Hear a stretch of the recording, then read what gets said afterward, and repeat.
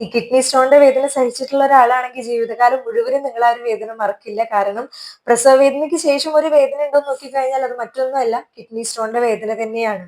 ഒരു വട്ടം വന്നു കഴിഞ്ഞാൽ വീണ്ടും വീണ്ടും വരാനുള്ള വളരെയധികം ചാൻസസ് ഉള്ള ഒരു കാര്യം കൂടിയാണ് ഈ കിഡ്നി സ്റ്റോൺ എന്ന് പറയുന്ന ഒരു കാര്യം. എന്നാൽ നിങ്ങളുടെ ഭക്ഷണത്തിൽ കുറച്ച് കാര്യങ്ങൾ ഉൾപ്പെടുത്തുകയാണ്, നിങ്ങൾ കഴിക്കുകയാണെങ്കിൽ ഈ വന്ന കിഡ്നി സ്റ്റോണിനെ നിങ്ങൾക്ക് മാറ്റാനും അതുപോലെ തന്നെ വീണ്ടും വീണ്ടും വരുന്ന ഒരു ടെൻഡൻസിനെ നല്ല രീതിയിൽ കുറയ്ക്കാനും നിങ്ങൾക്ക് സാധിക്കും.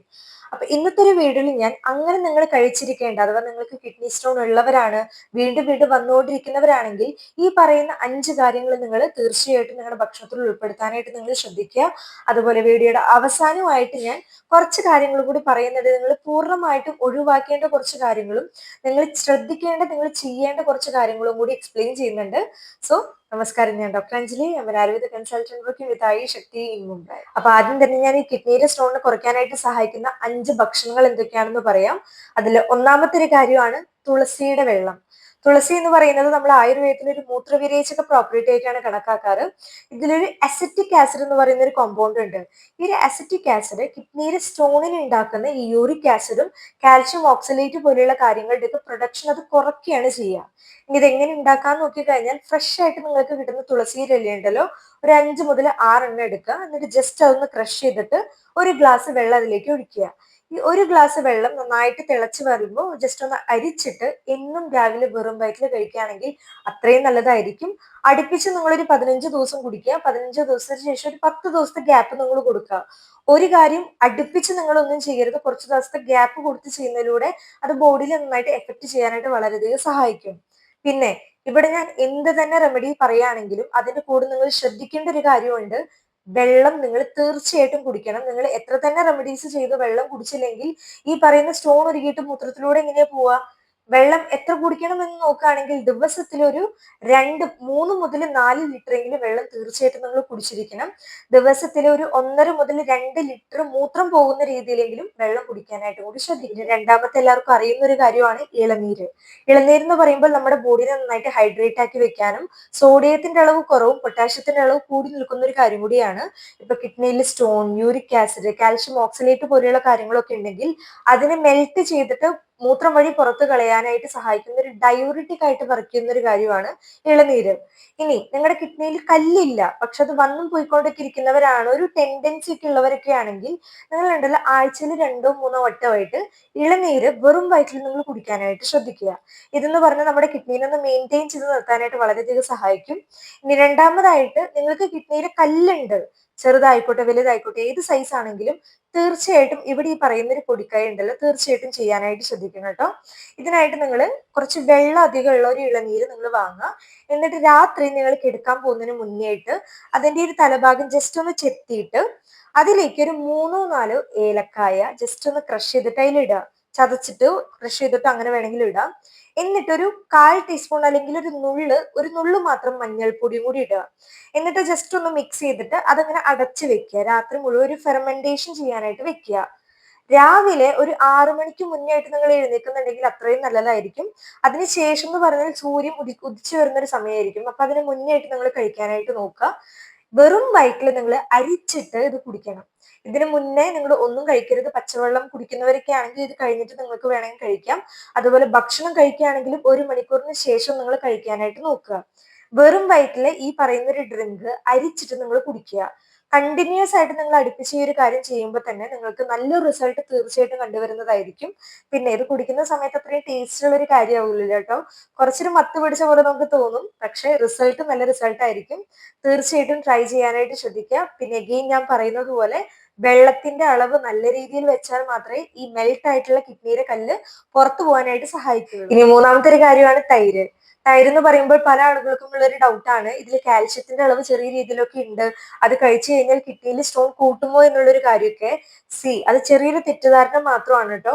കാരണം കിഡ്നിയിൽ സ്റ്റോൺ ഉള്ള ആൾക്കാർ വളരെ ചെറിയൊരു അളവിലെങ്കിലും കാൽഷ്യം എടുത്തിരിക്കണം. കാരണം ഇല്ലെങ്കിൽ അത് കിഡ്നിയുടെ സ്റ്റോൺ കൂട്ടുകയാണ് ചെയ്യുക. കാരണം നമ്മൾ കഴിക്കുന്ന ഭക്ഷണത്തിലൊക്കെ ഉണ്ടല്ലോ ഓക്സലേറ്റ് പോലെയുള്ള കാര്യങ്ങളൊക്കെ ഉണ്ടാകും. അപ്പോ ഈ കാൽഷ്യം എന്ന് പറയുന്ന ഒരു കാര്യം ഈ കുടലിൽ വെച്ചിട്ട് ഈ കുടലിലത്തെ ഓക്സലേറ്റിനെ അത് ബൈൻഡ് ചെയ്യും. അപ്പോൾ ശരീരത്തിൽ ഉണ്ടാകുന്ന ഓക്സലേറ്റിന്റെ അളവ് കുറവായിരിക്കും. ഇപ്പൊ നിങ്ങൾ കാൽഷ്യം എടുത്തില്ല എങ്കിൽ ഈ ഓക്സലേറ്റിന്റെ അളവ് നന്നായിട്ട് കൂടിപ്പോകും.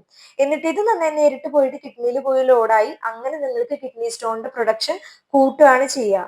അതുകൊണ്ട് തന്നെ ഈ തൈരും അതുപോലെ തന്നെ കാൽഷ്യം പോലെയുള്ള കാര്യങ്ങൾ വളരെ മിനിമം ഒരു മൈന്യൂട്ട് ആയിട്ടുള്ള എമൗണ്ടിലെങ്കിലും നിങ്ങൾ കഴിക്കാനായിട്ട് ശ്രദ്ധിക്കുക. പിന്നെ നിങ്ങൾക്ക് തൈര് പോലെ കഴിക്കാനായിട്ട് താല്പര്യമില്ലെങ്കിൽ അറ്റ്ലീസ്റ്റ് സംഭാരം പോലെ ഉണ്ടാക്കിയിട്ടും നിങ്ങൾക്ക് കഴിക്കാം. ദിവസത്തിൽ ഒരു ഉച്ചയ്ക്ക് ഭക്ഷണം കഴിച്ചതിന് ശേഷം നിങ്ങൾക്ക് കഴിക്കുന്നത് ഉത്തമമായിരിക്കും. നാലാമത്തെയാണ് ബാർലിയുടെ വെള്ളം. ബാർലി വെള്ളം എന്ന് പറഞ്ഞാൽ ഇതും ഒരു ഡയോറിറ്റിക് തന്നെയാണ് കേട്ടോ. കിഡ്നീനെ നന്നായിട്ട് സോഫ്റ്റ് ആക്കി വെക്കാനും ക്ലീൻ ചെയ്യാനും ഇൻഫെക്ഷൻ ഒക്കെ നന്നായിട്ട് കുറയ്ക്കാനും വളരെയധികം സഹായിക്കുന്ന ഒരു കാര്യം കൂടിയാണ്. എങ്ങനെ ഉണ്ടാക്കാന്ന് നോക്കിക്കഴിഞ്ഞാൽ ഒരു 1.5 ടീസ്പൂൺ മുതൽ 1 ടീസ്പൂൺ മുതൽ 1.5 ടീസ്പൂൺ വരെ ഇത്രയും ബാർലി നിങ്ങൾ എടുത്തിട്ട് ജസ്റ്റ് ഒന്ന് വാഷ് ചെയ്യുക, ഒന്ന് കഴുകിയിട്ട് അതിലേക്ക് ഒരു 1.5 ഗ്ലാസ് വെള്ളം ഒഴിക്കുക.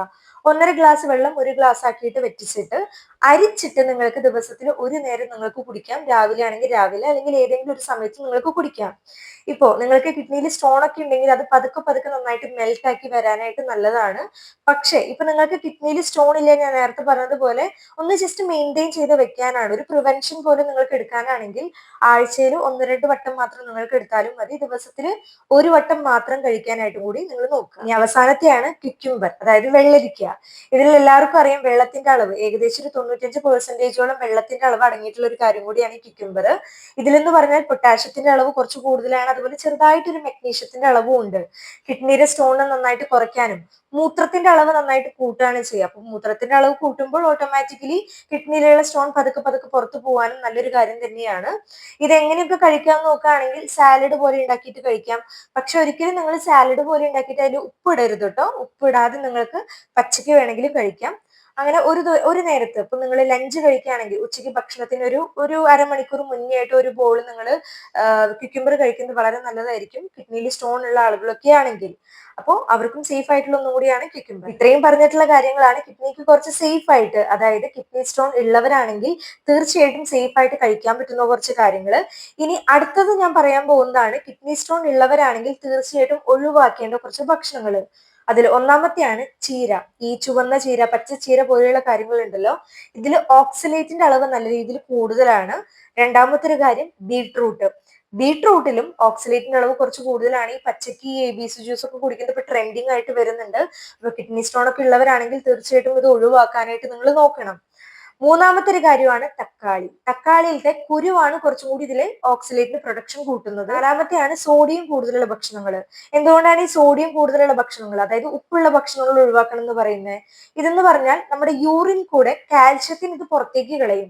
ഞാൻ നേരത്തെ പറഞ്ഞ ശരീരത്തിൽ കാൽഷ്യം കുറയുന്ന സമയത്ത് ഓക്സലേറ്റിന്റെ അളവ് കൂടും. ഓക്സലേറ്റിന്റെ അളവ് കൂടുമ്പോൾ സ്റ്റോണിന്റെ പ്രൊഡക്ഷൻ ഇത് കൂട്ടുകയാണ് ചെയ്യുക. അതുകൊണ്ട് തന്നെ നിങ്ങൾ ചിപ്സ്, ബേക്കറി ഐറ്റംസ്, അച്ചാറ്, പപ്പടം ഇത്തരത്തിലുള്ള കാര്യങ്ങൾ പൂർണ്ണമായിട്ട് ഒഴിവാക്കാനായിട്ട് നോക്കുക.